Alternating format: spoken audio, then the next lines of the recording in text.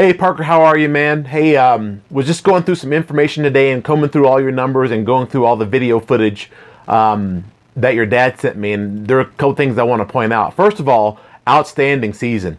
I mean, 14 innings pitched, 30 strikeouts, 11 hits, 9 walks, 5 hit batters. In fact, if you add up the hits, the walks, and the hit batters, you still have 5 more strikeouts than you do base runners allowed. Out of that, we've thrown 294 pitches, 177 have been for strikes, 59 swings and misses. So we have really no way of knowing how many foul balls or how many called strikes there really were. But something that stood out was that out of 294 pitches, in 14 innings breaks down to 21 pitches per inning, which is kind of high. And obviously everybody loves the big arm, the really good breaking ball, the arm action, and how easy you do it. But one of the questions that's starting to come up, as I told you today, is the question of, can you throw enough strikes down the road with better competition and tighter strike zones? I believe, and I think Coach Cronican believes, that your stuff is plenty good enough to get out anybody anywhere if we throw more quality strikes. So to explain what I need to explain to you, I need to show an example of someone who reminds me of you, who throws like you with the same arm action and the same frame, and the only person I could think of was Mariano Rivera. So throughout the course of this, I'm going to compare some of the elements of your delivery to that of Mariano Rivera. In pitching, we have 3 major elements: balance, timing, and direction. And they kind of operate in a cycle where if there's a balance issue, there's a timing issue. If there's a timing issue, there's oftentimes a directional issue.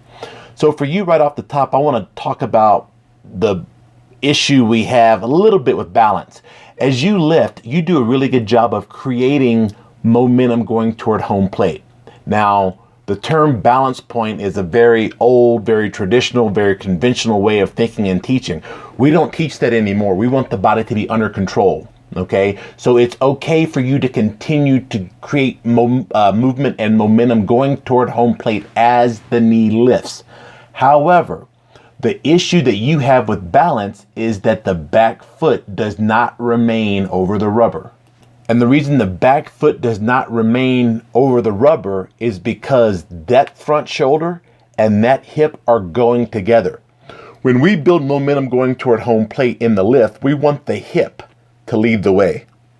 In this case, you can see how your front shoulder is going along with your hip. As you can see here, I did a video a couple of years ago where I was trying to demonstrate this, and you can see where my back pocket is, or my hip is related to my shoulder. Here you've got Clayton Kershaw, Pedro Martinez, Zach Greinke. Notice where his back pocket is in relation to the shoulder and the line. Here's Mariano Rivera. As you can see here, the only thing that's moving forward at this time is their hip. By leading the way with the front hip, it allows the back hip and the back foot to remain over the rubber longer. This is what we call staying back. Staying back gives the arm time to get up. Oftentimes we talk about timing in the delivery, and we talk about separating the hands at the right time. Well, the hand separating at the right time very seldom has anything to do with the elbow getting up in time.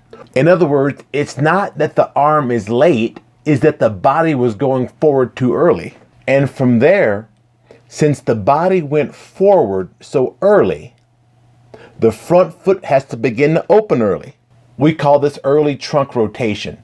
Early trunk rotation affects velocity quite a bit, but it also affects command. I got this from my buddy Brent over at Top Velocity. As you can see here, low velocity pitchers typically start rotating their hip or rotating their foot at the yellow line here, which is pretty early. High velocity guys typically rotate their front foot and their hips much later. The front foot simply represents the hip and when it opens. And because the hip is starting to open early, you can see how you cross the line and get offline with the pitch. Here's where direction plays a factor. Here's a picture of where you're about ready to, I think it's a breaking ball. You're going to throw a breaking ball, and you can see your body leaning toward first base, which causes you to trip and kind of stumble going that way. I thought you slipped, but this really wasn't a slip because your foot stayed planted in the ground, but the momentum of the delivery itself carried you toward first base. Rivera stays closed all the way down the mound. He's about ready to land and he's still closed. Now you're probably thinking how you and Mariano Rivera are similar. Well, both of you have a very low effort level in regards to velocity. He throws a very easy low effort 91 and you throw a very easy low effort 91.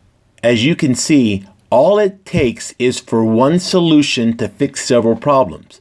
By getting you to stay back and allowing the hip to lead the way, creates enough time for the arm to get where it needs to get and does not create an opportunity for the trunk to rotate too early. This puts you in a straight line, this puts you behind the baseball, and allows you to maximize your velocity while throwing a lot more strikes.